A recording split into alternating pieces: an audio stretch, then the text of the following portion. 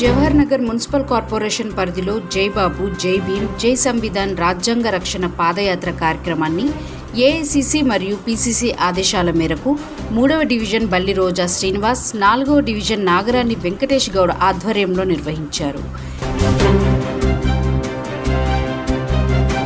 ఈ కార్యక్రమానికి Jawahar Nagar municipal corporation Congress party అధ్యక్షులు మల్లెపూల శ్రీకాంత్ యాదవ్, సీనియర్ కాంగ్రెస్ నాయకులు సదానందులు ముఖ్య అతిథిగా పాల్గొనగా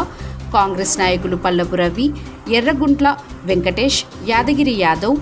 రజిత గోపాల్, గండి సునీత, లత, వెంకటేష్, మురళితో పాటు కాంగ్రెస్ శ్రేణులు పెద్ద సంఖ్యలో పాల్గొన్నారు.